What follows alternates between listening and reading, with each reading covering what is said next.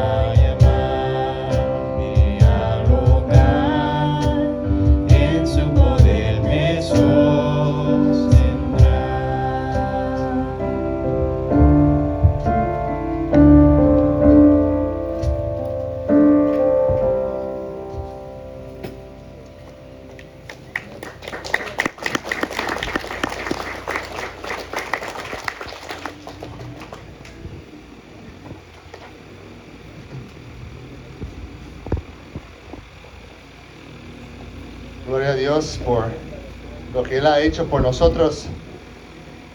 Ese aplauso es para Dios, para su gloria. Aquí estamos debido a lo que Él ha hecho por nosotros, ¿no? Pues me da gusto ver a cada uno aquí presente en esta mañana. Vamos a hablar de un tema importante hoy. Creo que es relevante para todos. Estamos tomando una pausa otra vez de nuestra serie en el libro de Daniel. Y primero Dios, el próximo domingo regresaremos a seguir estudiando por varios domingos ese libro. Pero hoy es todavía estamos en febrero, que muchas veces se conoce culturalmente como el mes de amor, el mes del amor, el día de San Valentín, o del día de amor y amistad. Y a mí me gusta cada rato, cada 2-3 años, tocar varios temas que son prácticos, que son relevantes para todos. Esos temas, entre esos temas está el tema del matrimonio, está el tema del noviazgo, está el tema de la sexualidad. Y se me hace que ya tiene como 3 años que no hemos hablado específicamente del tema del noviazgo desde una perspectiva cristiana. Y ese tema dices, pues ya estoy casado, o pues estoy soltero, ya no me interesa entrar otra vez en una relación, estoy contento. Tal vez hasta, bueno, y creo que sería una minoría de personas diciendo eso. Pero sea lo que sea tu situación, este tema es relevante para ti. Si eres un joven, un adolescente, es bueno porque ya estás en esa etapa de la vida donde estás pensando en esas cosas de noviazgo, de relaciones, de con quién te vas a casar, cómo debes manejar eso como cristiano, como seguidor de Jesús, cómo debes actuar como seguidor de Cristo. Entonces, si eres adulto, si tienes hijos, pues ese va a ser muy práctico para ti, para saber cómo aconsejar a tus hijos y cuál es tu responsabilidad en ayudar, en encaminar a tus hijos a caminar con prudencia, con sabiduría, para protegerlos de todas las trampas del enemigo en este tema, que pueden suceder relacionado a ese tema de novios, de novias, de relaciones, de la sexualidad, etc. Incluso si te encuentras en esa minoría de personas y dices, pues no me aplica, no tengo hijos, no tengo, ya estoy casado, estoy divorciado y ya estoy contento con permanecer soltero. De todos modos, tienes amigos, tienes aquí hermanos y hermanas en la iglesia que van a enfrentar esas preguntas, y es bueno que estemos capacitados para dar consejos sabios a los demás, que sepamos qué piensa Dios de estos temas. Así que vamos a orar y vamos a pedir su sabiduría, su dirección, de que tengamos para que nosotros podamos tener una perspectiva bíblica aquí en el mes de febrero, o una perspectiva cristiana, porque incluso en la Biblia no todos los ejemplos son buenos ejemplos para nosotros. A veces hay historias de la Biblia que realmente son ejemplos de lo que no debemos de hacer, ¿no? Entonces, cuando hablamos de una teología bíblica o un concepto bíblico del noviazgo, realmente estamos hablando de un concepto cristiano, es decir, no solamente lo que la Biblia dice, sino lo que la Biblia enseña, porque en la Biblia hay casos de poligamia, de otras relaciones que no son buenos ejemplos, ¿no? Uno puede decir, pues ¿cómo puedes decir lo que la Biblia dice cuando tiene ejemplos de un hombre que tiene 3 esposas, o un hombre que se casó con su media hermana y otras cosas raras así? ¿Cómo vamos a tener un entendimiento bíblico? Y por eso tenemos que entender qué es lo que la Biblia está enseñando a nosotros, no solamente lo que nos está contando. O otra manera de decirlo, queremos entender los principios bíblicos, porque las personas pueden sacar ideas erróneas por leer la Biblia fuera de su contexto, o interpretarla de manera equivocada, o pensar que todo lo que describe también prescribe. No, hay cosas que solamente son una descripción de un mundo pecaminoso, ¿no? De relaciones rotas, y no son ejemplos para seguir. Entonces, nuestra misión, nuestra meta hoy, con la ayuda del Espíritu Santo, es llegar a entender principios bíblicos para conducirnos en el día de hoy como seguidores de Jesucristo. Bueno, vamos a orar juntos. Les invito a inclinar sus rostros y pues meditar en Dios y pedir su ayuda también en este momento. Padre, que nos des oídos para escuchar ojos para ver, corazones humildes para recibir lo que tú quieres enseñarnos hoy, y que podamos caminar en prudencia para tu gloria en todas las cosas. Queremos glorificarte en todo, en nuestras relaciones, en nuestros matrimonios, en las relaciones románticas, en el noviazgo, en el cortejo, todo eso, Señor. Queremos honrarte a ti y ser sabios y ser luz y sal en este mundo. Gracias, Padre, porque tú eres bueno, tú nos amas y estás con nosotros por tu Espíritu en esta mañana. Gracias por Cristo Jesús. Amén. Amén.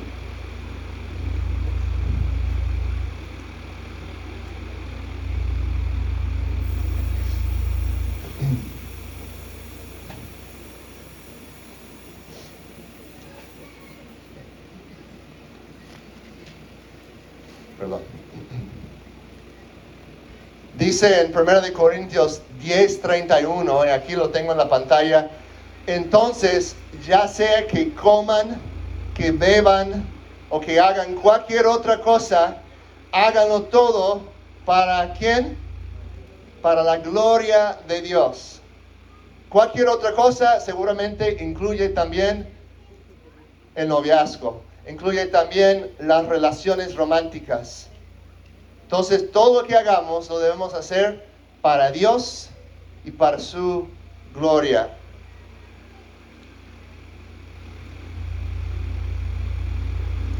Entonces, ¿qué debemos pensar sobre el noviazgo desde una perspectiva bíblica cristiana?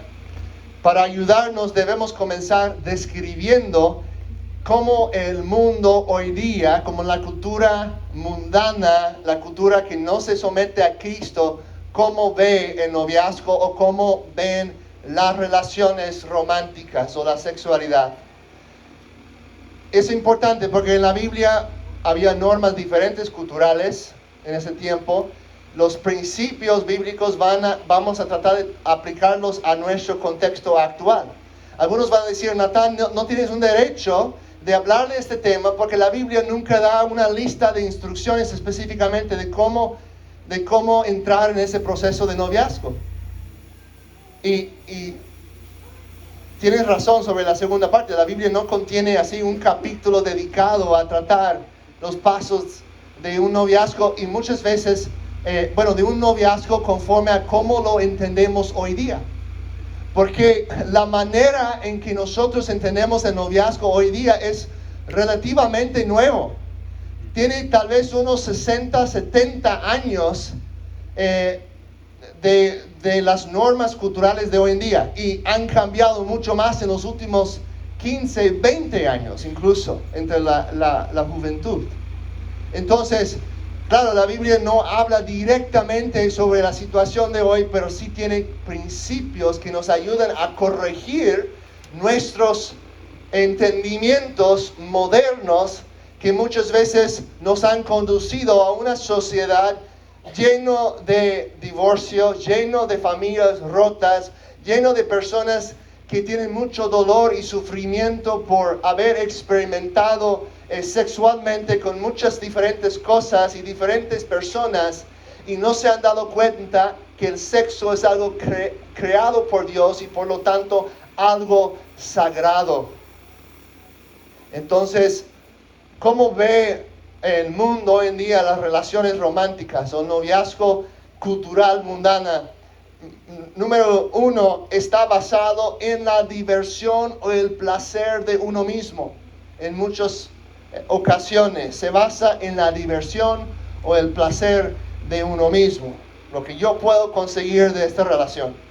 Número 2, se basa en la atracción física y sexual o sensual muchas veces. Entonces está basada en los deseos del ego, los deseos egoístas. Número 2, se basa en la atracción física. Número 3, se basa en las emociones. En las emociones. Hablas con cierta persona, experimentas un revolotear de emociones, las mariposas ¿no? En el estómago y llegas a la conclusión que estás enamorado de esa persona, ¿no? Y Hollywood y las películas influyen mucho aquí, ¿no? A crear una versión del amor o de las relaciones románticas basado mucho en las emociones, en lo que tú sientes. Y no es fácil entender porque hay tanto divorcio hoy en día cuando una persona entra en una relación pensando se trata de cómo me siento, que me siento enamorado, pues ¿qué pasa en el momento cuando ya no te sientes enamorado? Pues esa persona ya no hace lo que antes hacía para mí, entonces voy a buscar a otra persona. Pero el fundamento está equivocado.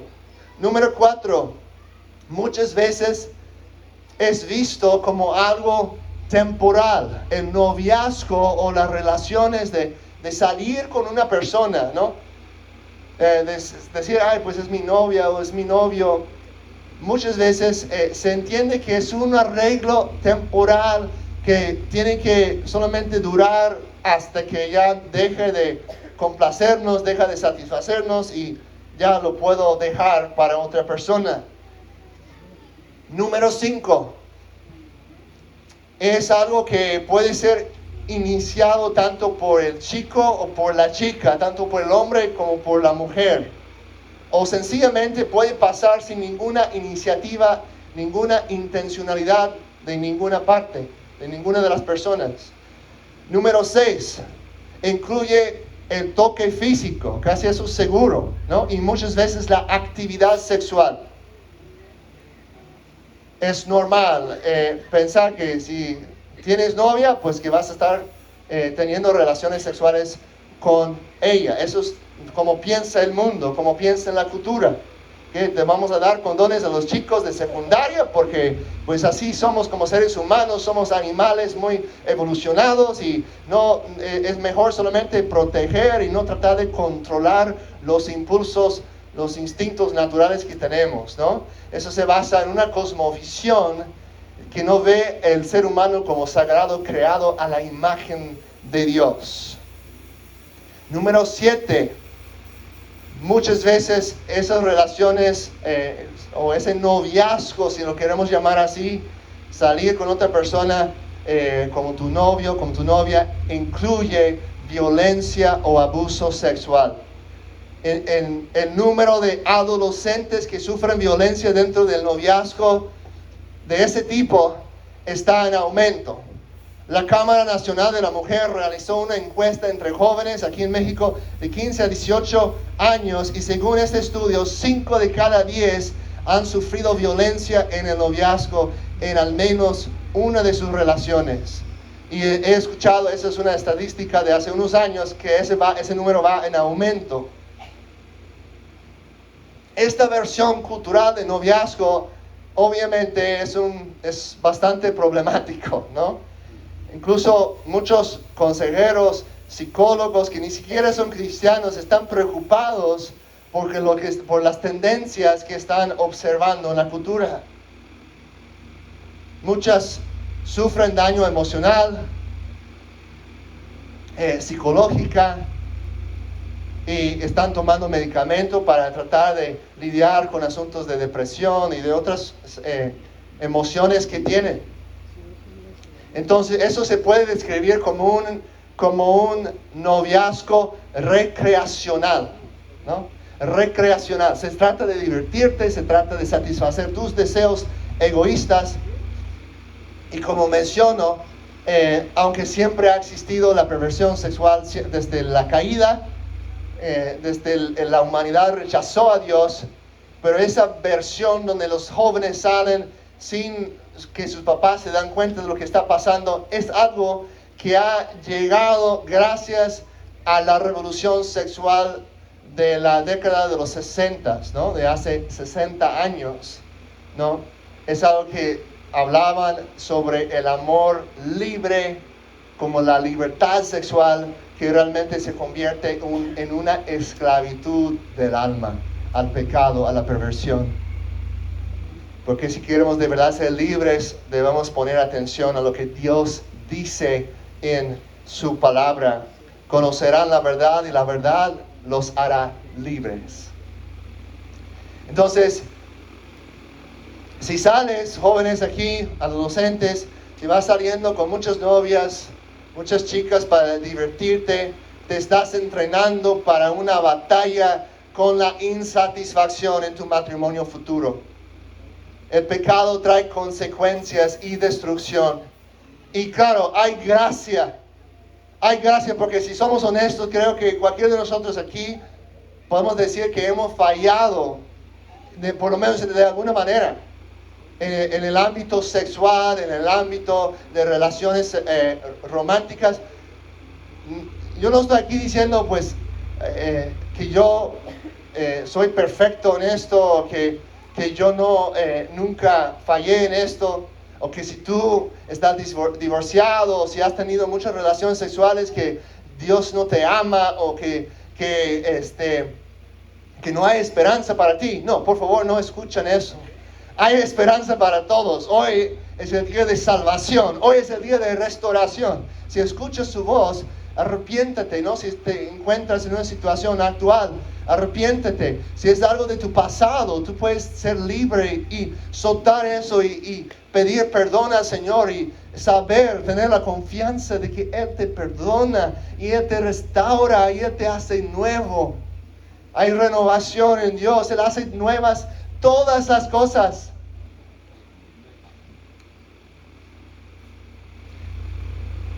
Es interesante porque con el surgimiento del movimiento feminista durante esa misma época de la revolución sexual y también un poco antes, pero ahí es donde ganó mucha fuerza.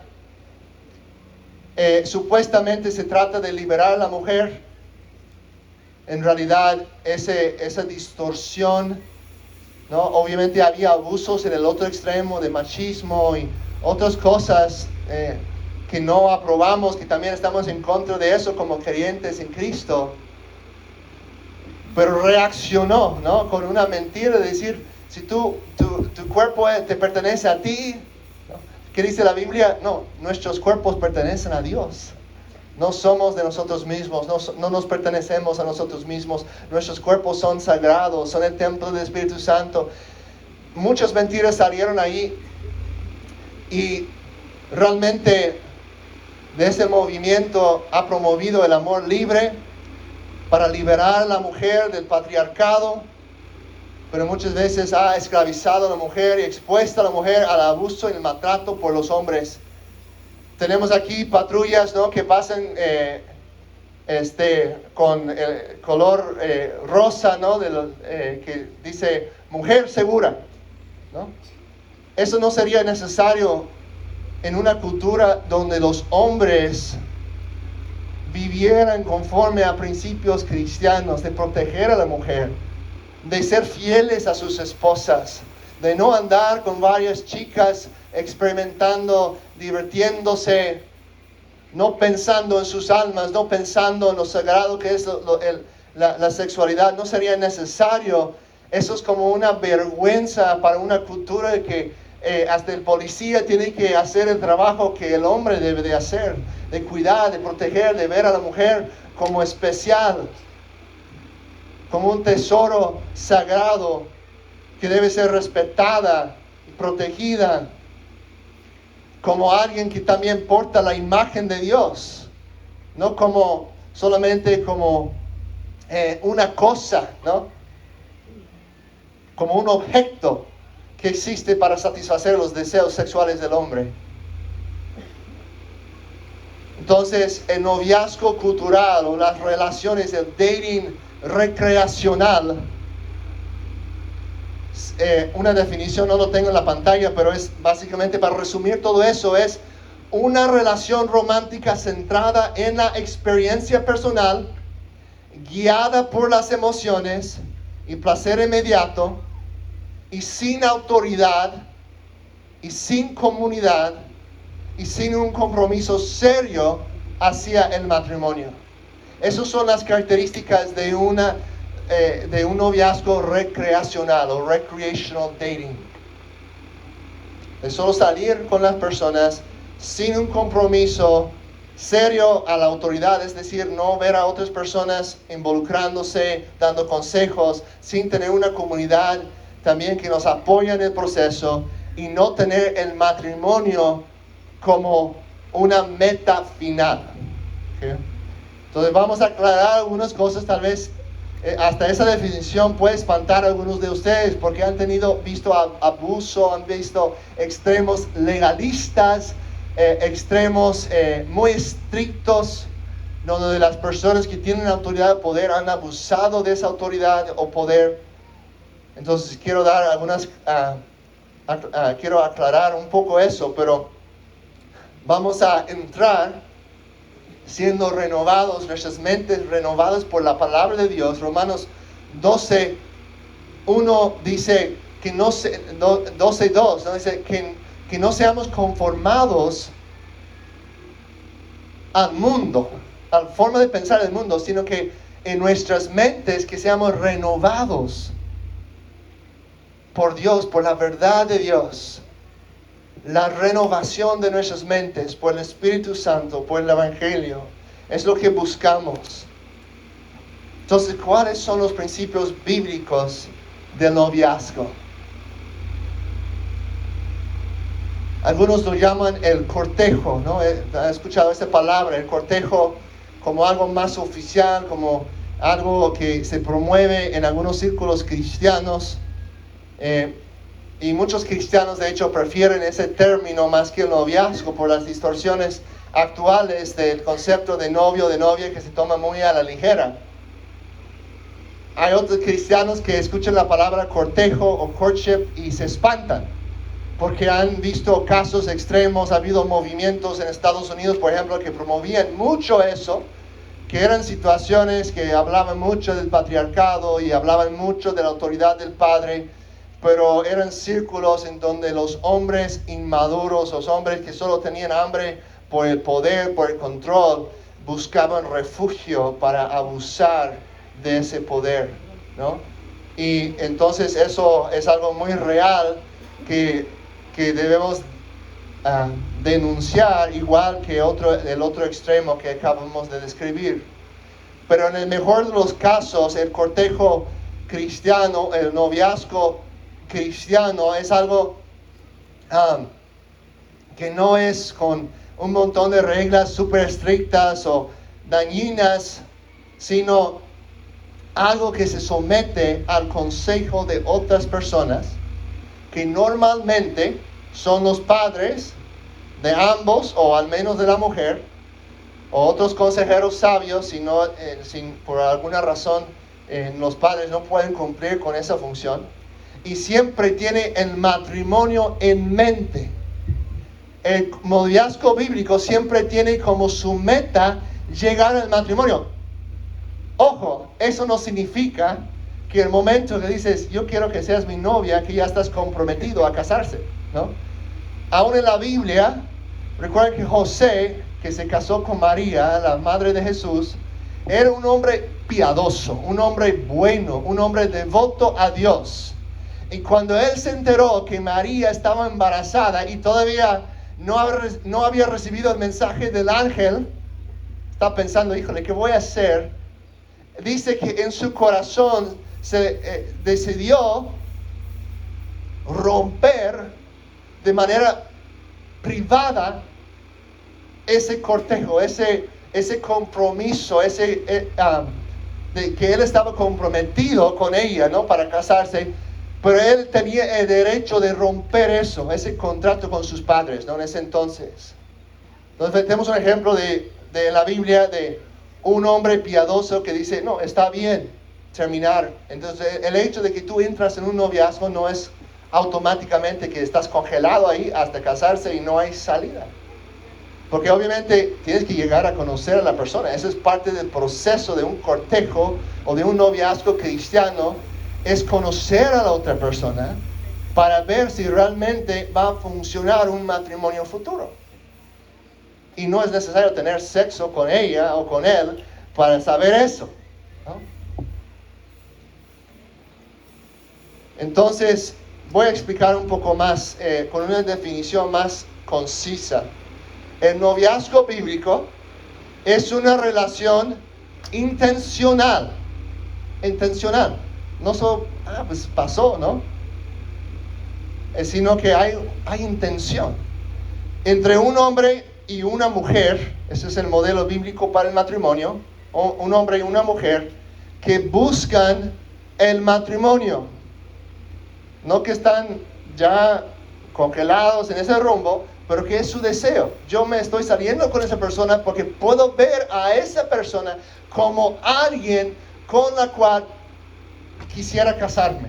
Todavía necesito conocerla más, pero ese es mi propósito, ¿no? No es solamente alguien con la cual me voy a divertir, pero no me interesa para el matrimonio. No, eso no es un noviazgo bíblico, eso es jugar con los corazones. Eso es hacer daño a personas creadas a la imagen de Dios, porque solo estás jugando con las emociones de una persona sin pensar en el hecho de que esa persona realmente no es alguien con quien te quieres casar o te gustaría casar potencialmente. Entonces, una relación intencional entre un hombre y una mujer que buscan el matrimonio, vivida bajo autoridad, acompañada por comunidad y marcada por pureza y propósito. Vamos a tocar cada uno de esos. Una vez lo voy a leer, como no estaba, quise tenerlo aquí en la pantalla, pero no está, entonces lo voy a leer una vez más. Una relación intencional entre un hombre y una mujer que buscan el matrimonio, vivida bajo autoridad, una relación vivida bajo autoridad, acompañada por comunidad y marcada por pureza y propósito.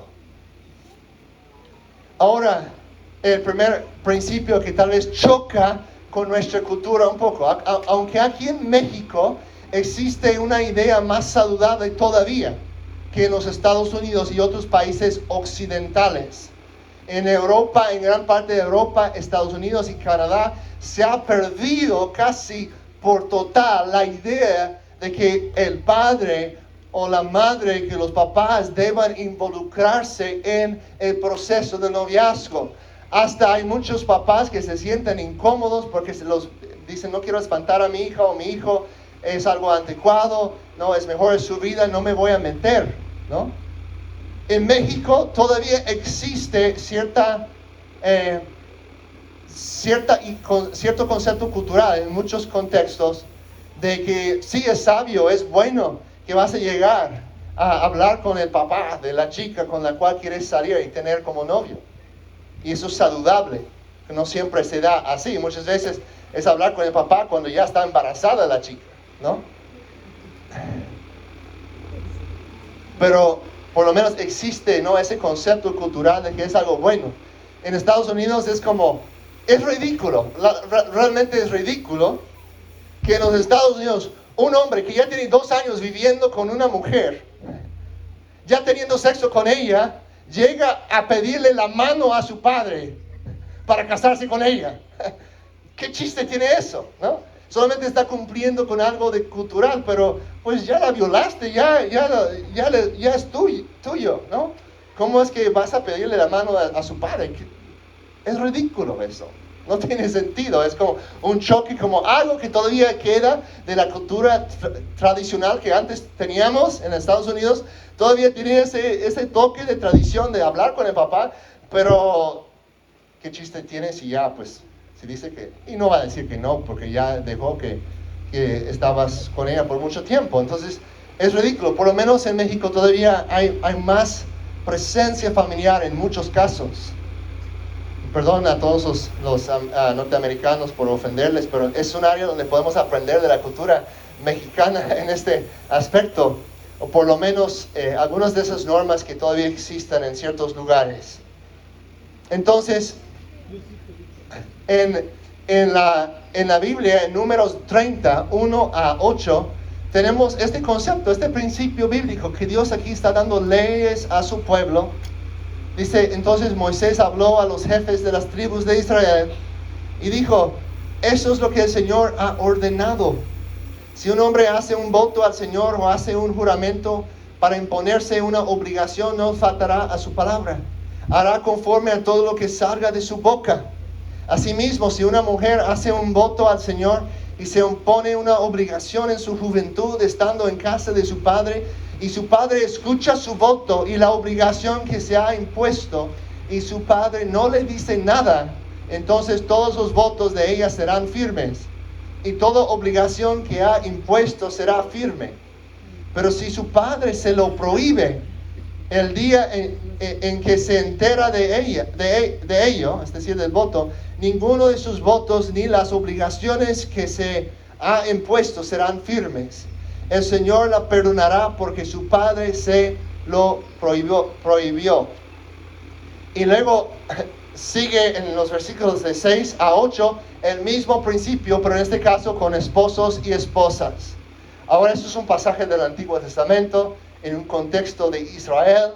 Vamos a decir, estamos muy lejos de eso, pero la Biblia todavía contiene este principio.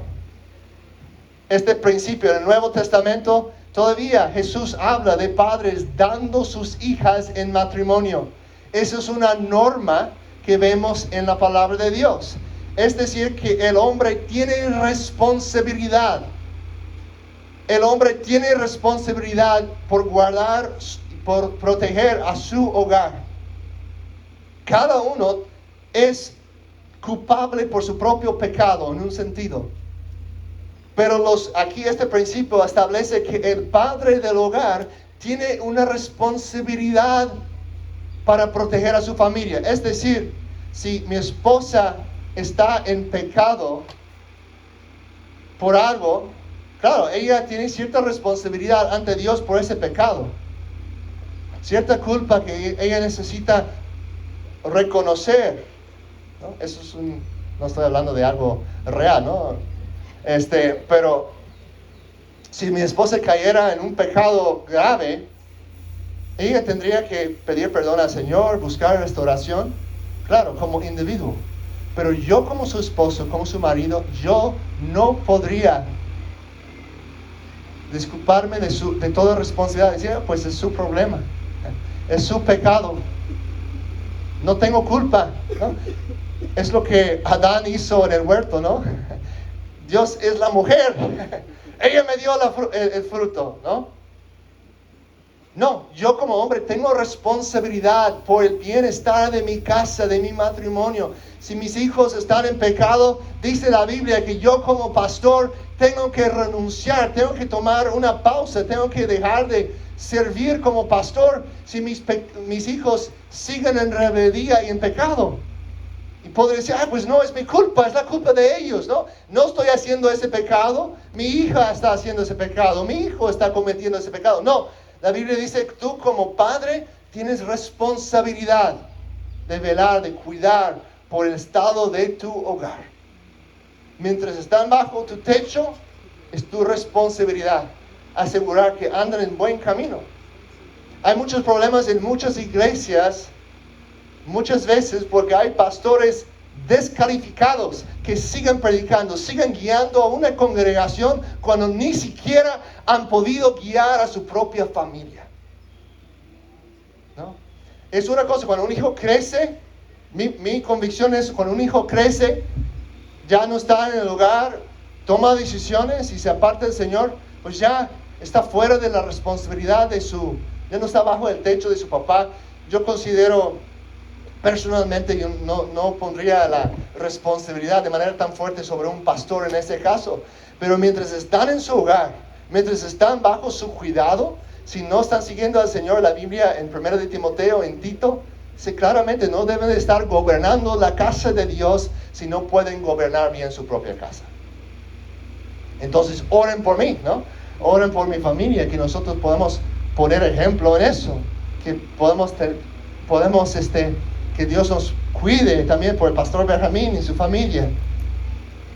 Porque sí, tenemos ese compromiso, tendríamos que tomar un paso atrás y decir, no voy a seguir sirviendo como pastor hasta que Dios restaure a mi hijo. Yo he escuchado testimonios bonitos de eso, de hecho, de pastores que tuvieron la valentía y la fe de decir, ya no es correcto que esté aquí en el púlpito porque mi hijo ha abandonado la fe. Y tiene 16 años, todavía está bajo mi cuidado. Y su hijo, por ver eso, Dios lo usó en su vida para decir, mi papá realmente cree lo que dice este libro. Mi papá realmente se somete a lo que dice este libro. Y Dios usó eso para abrirle los ojos para que él regresara a la fe. Imagínate si ese hermano, si ese pastor hubiera seguido predicando, ignorando el estado de su casa. Bueno, eso no estuvo en mis notas, pero tal vez alguien necesitaba escucharlo. Tenemos la responsabilidad, hombres, padres, esposos, de velar por la vida espiritual de nuestras familias.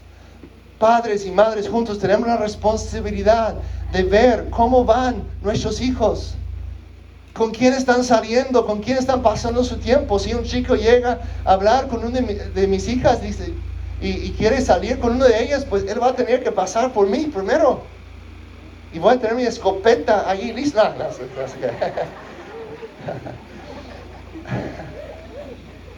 Ojalá, pero no. No, pero va a tener que hablar conmigo. Va a tener que... voy a decirle cuáles son mis expectativas. Mi suegro hizo eso conmigo. Y estuvo bueno. Mis suegros no tuvieron vergüenza, no tuvieron pena. Decía, pues eso es como fuera de moda, eso ya es como algo de los días de antes, algo muy anticuado. No vamos a meternos por ofender o algo. No, ellos, Julissa, sabía, de hecho eso es algo importante. Padres hablan con sus hijos sobre las expectativas que tienen para ellos cuando todavía son pequeños, si es posible, ¿no? Puedes empezar ahora si ya son grandes, pero Julissa desde, no sé, de los 12 años, 11 años, sus papás ya le habían explicado. Esas son nuestras expectativas. Si un chico viene y quiere salir contigo, él va a tener que hablar con nosotros y conseguir permiso de nosotros. Ella ya sabía, entonces no le cayó así de golpe. A veces los chicos rebelan porque los papás se espantan. Híjole, ya está el chico aquí, tenemos que hacer algo, ¿no? Y ponen un montón de reglas de repente. Y eso a veces provoca una reacción de rebeldía. No decir que es un pretexto para el chico, pero a veces suele pasar así. Entonces, bueno, hablarles desde antes, explicar cuáles son nuestras expectativas. Entonces, cuando yo llegué, empezando a llamar a Julissa por teléfono, tuvo el momento en que ella me dijo, si quieres conocerme más, necesitas hablar con mis papás. Y la primera vez que hablé con mi suegro, antes que fuera mi suegro, me dijo por teléfono, no es un buen momento. Imagínate, ¿no? Me dijo, ahorita no es un buen momento, en el futuro me puedes hablar otra vez, ¿no? Entonces yo quedé con la impresión de que, pues yo creo que ya está cerrada esa puerta, pero seguí orando, seguí hablando con Julissa. Ella también me aseguró, no te preocupes, es que mi hermana se va a casar este mes y mi papá está un poco, le está pegando eso un poco duro, ¿no? De que va a perder una hija y luego otro chico viene buscándome a mí, entonces ya entendí, ¿no? Pero tuve que tener la valentía de hablar con él. Si un chico no tiene la valentía de hablar contigo, entonces realmente quieres a un chico así como el futuro esposo de tu hija. ¿Cómo va a enfrentar los problemas mayores de la vida?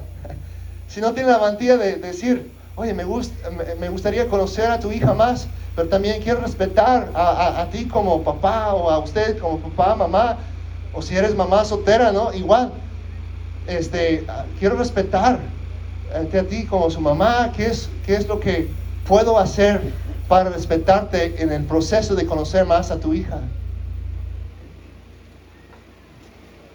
El hombre debe tomar iniciativa en eso. El hombre debe tomar iniciativa en la vida espiritual. El feminismo nos ha enseñado que todo igualitarismo, de que los dos pueden guiar y todo eso, pero yo creo que profundamente en el corazón de la gran mayoría de las mujeres quieren un hombre bueno que les va a guiar, que va a tomar iniciativa, que no va a esperar hasta que ella diga haz esto o aquello. Y en mi experiencia, las únicas mujeres que no quieren eso son mujeres que solamente han visto puros ejemplos machistas, puros ejemplos negativos. Nunca han visto un hombre realmente bueno guiando a su familia, y si hubieran visto eso, quisieran tenerlo también. Porque Dios nos ha diseñado de esta manera. Dios nos ha diseñado que la mujer debe ser protegida, atesorada por su marido, ¿no? Entonces yo considero que, claro, va a haber casos con chicos tímidos, y tal vez la chica es la que, pues, la primera para hablar o para darle la impresión de que hay algo ahí, ¿no? Y no quiero como criticar, tal vez así empezó con tu relación, algunas personas casadas aquí. Dios puede usar muchas cosas, pero digo como un principio general es animar a tus hijos, o si eres un joven, adolescente, que tú tomes la iniciativa, que no esperes que la chica viene a decir esto o aquello, sino que tú tomes la iniciativa para decir cómo van a ser las cosas y hablar con los papás respetuosamente y someterse a lo que ellos te dicen, ¿no? Siempre y cuando no contradice con lo que la Biblia dice. ¿Qué pasa si eres un chico y llegas a los papás y te dicen, pues gracias, pero no es necesario hacer eso? Hace rato me platicaron de un caso así. Pues no, mi hija es madura, ella puede tomar sus decisiones, adelante, ¿no? Pues creo que en esos casos es bueno buscar a otras personas sabias, prudentes, maduras en la fe. No tiene que ser un pastor, puede ser una pareja que dices, ellos aman a Dios y tienen un buen matrimonio. Se nota que se aman. Yo, si me caso un día, quiero tener un matrimonio así. Acércate con unas personas así, dice, pídeles ayuda, consejo. Pero mis papás no están presentes, o no son cristianos, o no están interesados en involucrarse. Tú puedes darme consejo, puedo someterme a ustedes, a su consejo de cómo conducirme, porque no lo quiero regar. Me gusta mucho lo que veo en esa chica, y tal vez es algo serio para el futuro, y quiero buenos consejos porque no lo quiero regar. Eso requiere sabiduría, eso requiere madurez. Entonces, en Jeremías 29, 5 a 7, también es otro pasaje que habla, donde Dios está hablando a su pueblo. Dice, edifican casas y habítanlas, plantan huertos y coman de su fruto, toman mujeres y tengan hijos e hijas, toman mujeres para sus hijos y den sus hijas a maridos para que den a luz hijos e hijas, y multiplíquense ahí y no disminuyan en la tierra. Entonces, aquí es otra vez, Dios está hablando a su pueblo. Hay cosas que describe el Antiguo Testamento que no aplicamos de la misma manera hoy en día, pero aquí de la boca de Dios, Él está diciendo a su profeta Jeremías, eso es como debe proceder las cosas.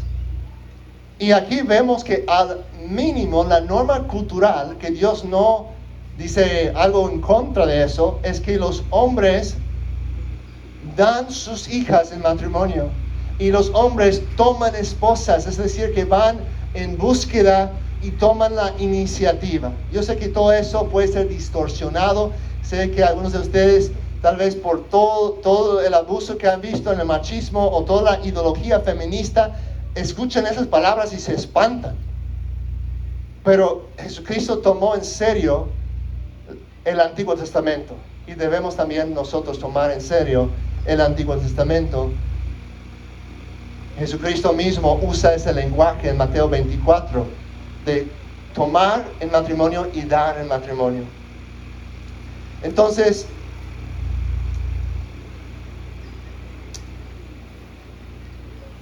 aquí se trata más bien, escuchen bien esto, porque lo último que quisiera aquí es que fueran a arreglar un montón de reglas que están diciendo, pues, los padres aquí, pues ahora voy a poner muchas reglas para mis hijos. Eso se trata más de desarrollar una cultura que inventar un montón de reglas que ni siquiera están en la Biblia.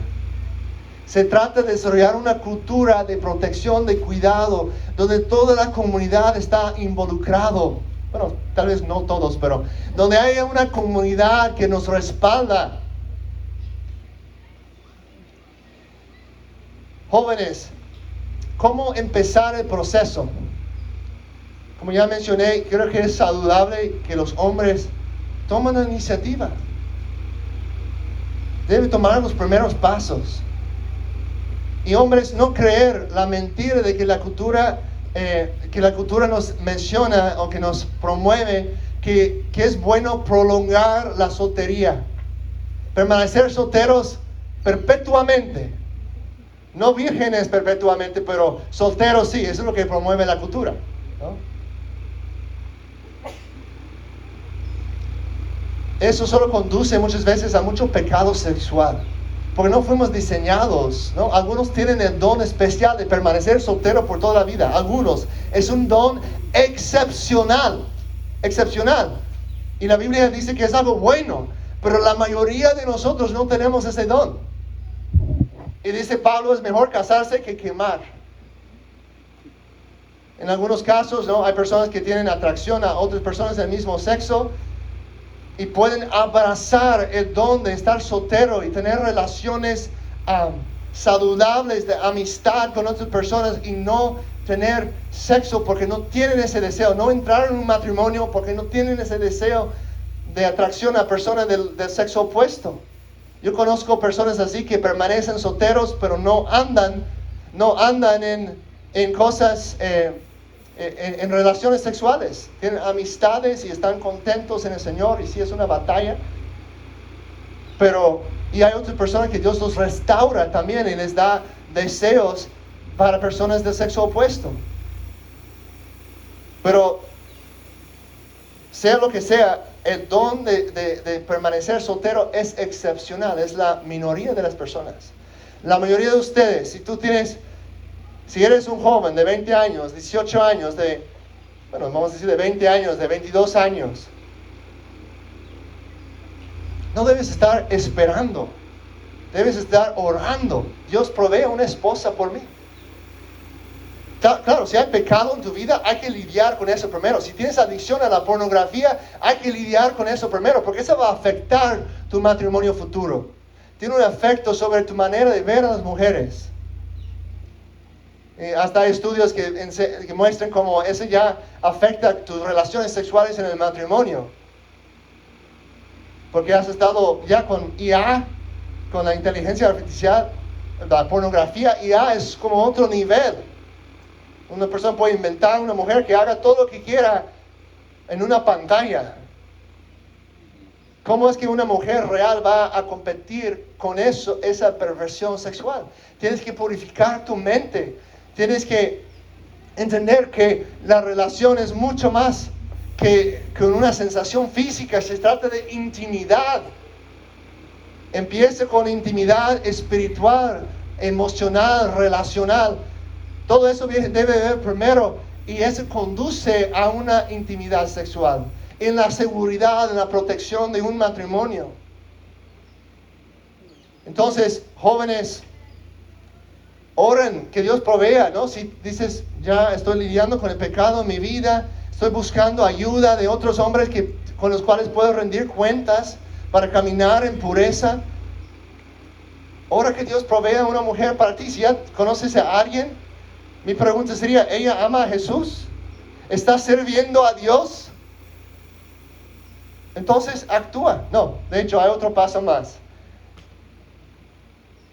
¿Ves a una chica? ¿Ella ama a Jesús? ¿Ella está sirviendo a Dios? Otras personas en tu vida afirman que ustedes podrían ser compatibles. Entonces actúa. ¿Qué esperas?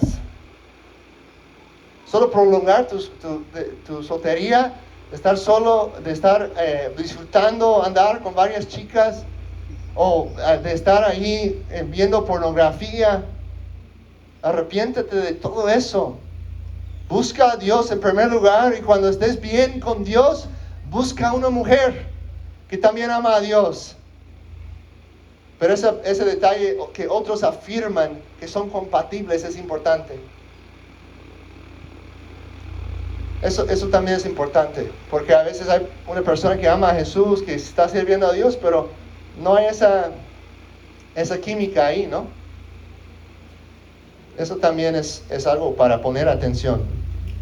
Proverbios 18:22 dice: el que haya esposa haya algo bueno y alcanza el favor del Señor. Si hayas esposa, hayas algo bueno y el favor del Señor. Proverbios 31:30 dice: engañoso es el encanto y vana la belleza, pero la mujer que teme al Señor, esa será alabada. Entonces, ¿importa la atracción física? Sí, importa algo, pero no mucho en comparación con lo espiritual. Pero si no hay nada de atracción física, probablemente no es ideal. Pero que no pongas eso como la prioridad o como la primera cosa. Ahora, padres, les animo, si te das cuenta que has fallado en esa área o dices, yo no sabía qué enseñaba o cuáles eran los principios bíblicos, te animo a tener una plática con sus hijos. No de poner un montón de reglas, la Biblia no se trata de eso, pero de decir cómo podemos practicar esos principios bíblicos. Te amamos, hija, te amamos, hijo, queremos tener una conversación, queremos que sepas cuáles son las expectativas que tenemos. Si eres un joven soltero, un adolescente, te animo a pensar, ¿cómo puedo respetar a la persona con la cual estoy saliendo? ¿Cómo puedo respetar su cuerpo como hija de Dios o como hijo de Dios? Eso nos conduce a la última parte que es, y perdón que este mensaje es un poco más largo, pero es un tema interesante, importante. Espero que les esté sirviendo. La pureza y los límites físicos en la relación romántica, en la relación de noviazgo, en un noviazgo cristiano. ¿Cuáles son los límites físicos?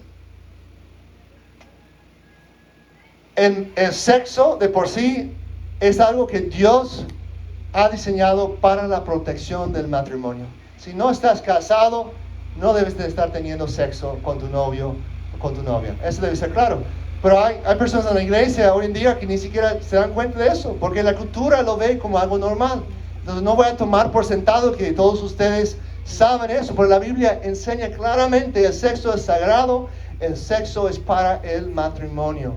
Pedro lo enseña en su carta, Jesús lo enseña, Génesis lo enseña, muchos versículos, pero aquí quiero que veamos en Cantares 8:4.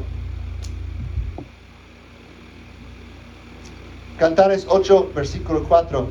Quiero que juren, oh hijas de Jerusalén, que no despertarán ni levantarán a mi amor hasta que quiera.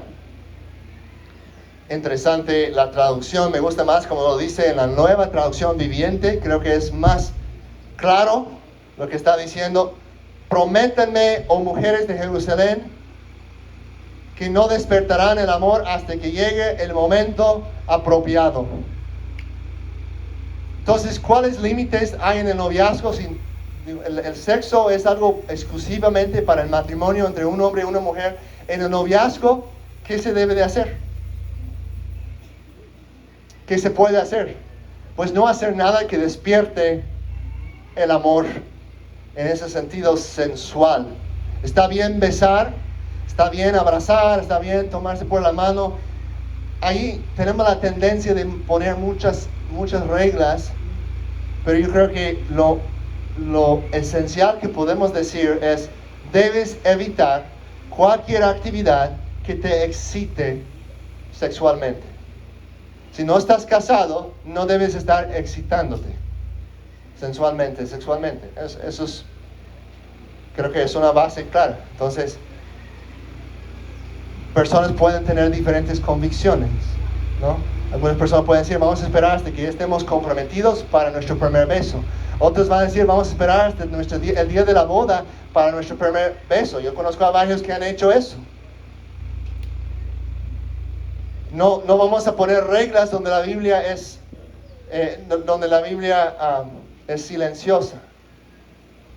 Pero podemos aplicar esos principios. Si la fornicación, la inmoralidad sexual sí es claramente prohibido, no debes acercarte a eso. Hacer cosas que te excitan sexualmente. Las cosas que forman parte del preámbulo o los juegos amorosos, el foreplay, yo diría que no tienen lugar en el noviazgo, porque eso existe para después del matrimonio. Y aquí hay muchos principios de sabiduría. Debes estar pasando tiempo a solas. No sean necios. Con mis hijas, con mis hijos, mi consejo para ellos es no estés en un lugar a solas con una persona con la que tienes atracción física, aun si no es tu novio o tu novia, porque no es prudente. En primer lugar, puede ser un mal testimonio. En segundo lugar, te puedes caer en un pecado sin pensarlo, porque las hormonas y todo de la adolescencia son fuertes, especialmente si es en la noche. O sea, si invitas a una chica a ver una película en tu casa a las 11 de la noche, no me voy a sorprender si terminan teniendo sexo, o por lo menos pasando límites, tocándose de manera inapropiada, porque estás siendo tonto, estás haciendo algo necio, te estás poniendo en un lugar vulnerable, no estás reconociendo tus propias debilidades.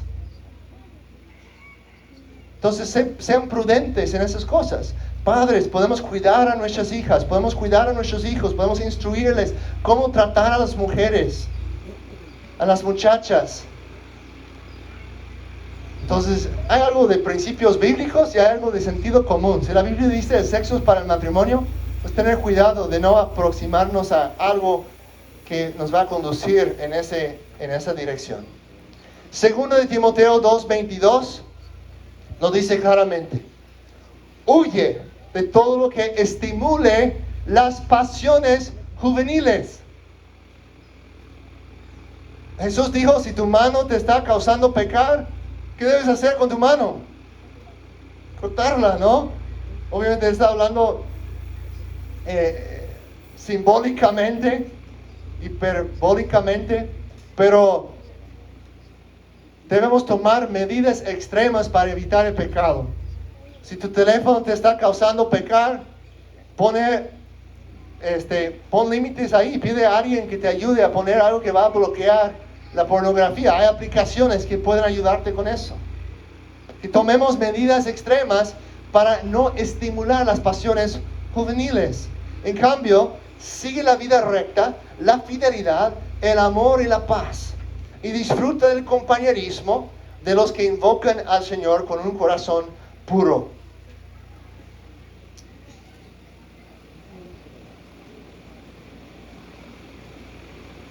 Así que, si te das cuenta, yo estoy luchando con eso. Quiero animarte, tú puedes ser libre. Puedes buscar a compañeros que invocan el nombre del Señor, personas que aman a Dios, y decir, ayúdame, yo necesito ayuda. No te engañes, la pornografía, la perversión sexual va a causar mucho daño en tus relaciones futuras y es ofensivo ante Dios. Dice, en cambio, la última parte del versículo, en cambio, sigue la vida recta, la fidelidad, el amor y la paz.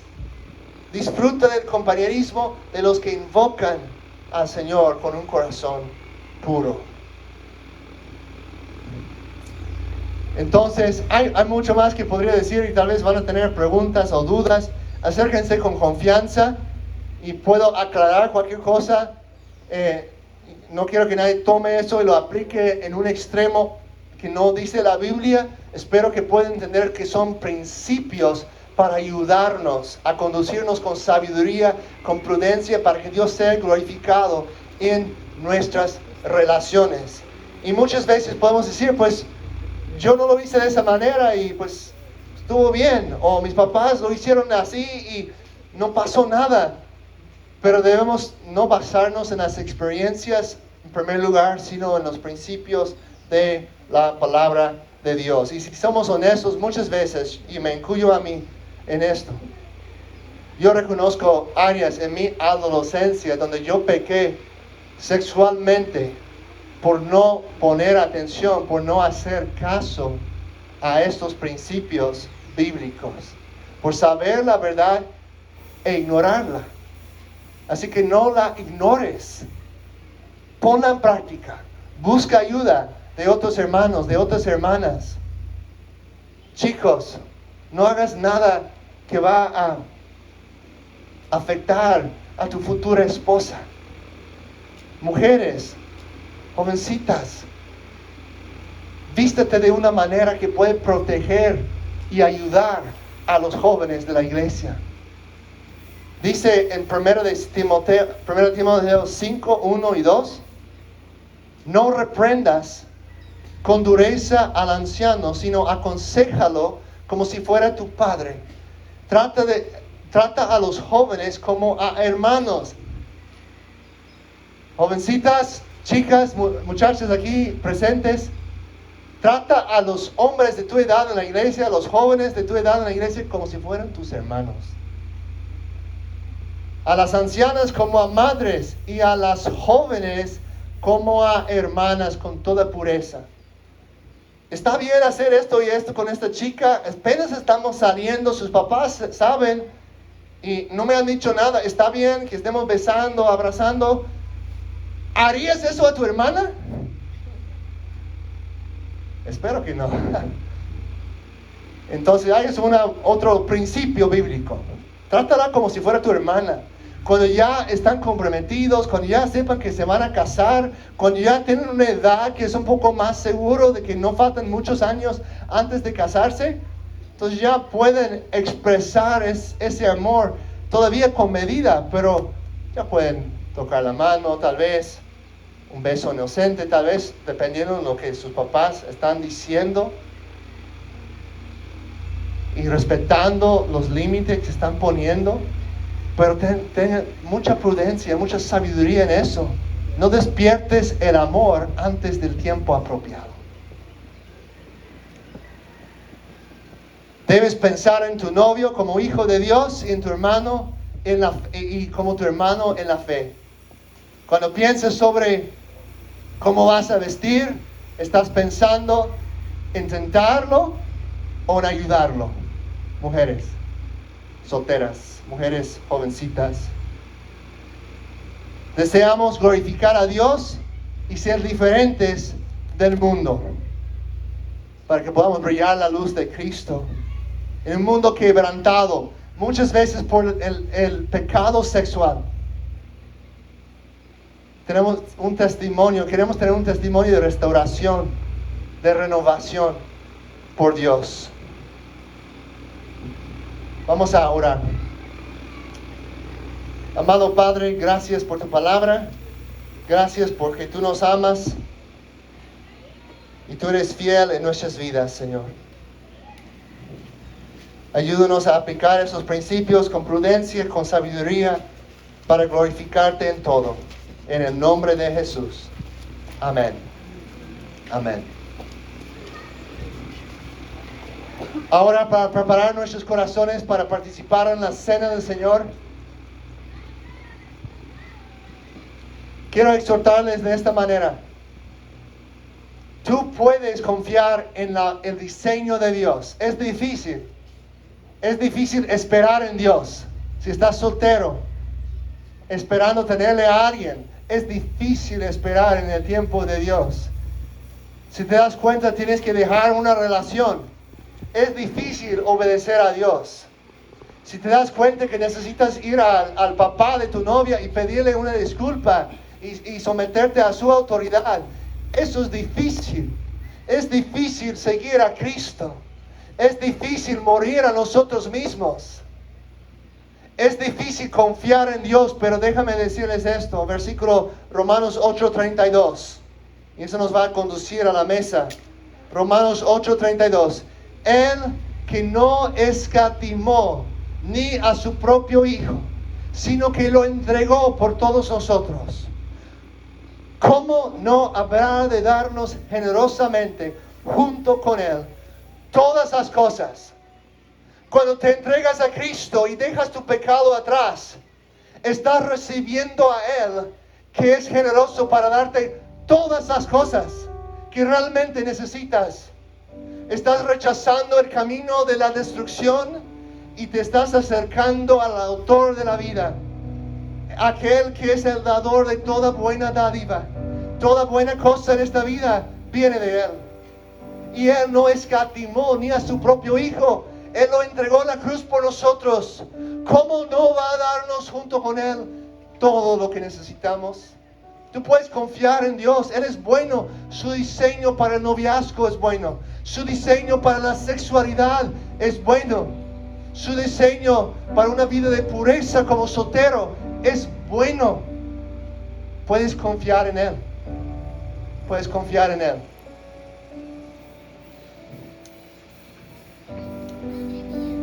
En este momento podemos responder aquí, pueden pasar cuando estés listo en tu corazón, si has puesto tu fe en el Hijo de Dios, en Cristo, como tu Salvador y Señor. Puedes pasar a tomar de la copa, del pan. Los que son de camino de la cruz pueden dar sus ofrendas conforme a lo que Dios pone en su corazón.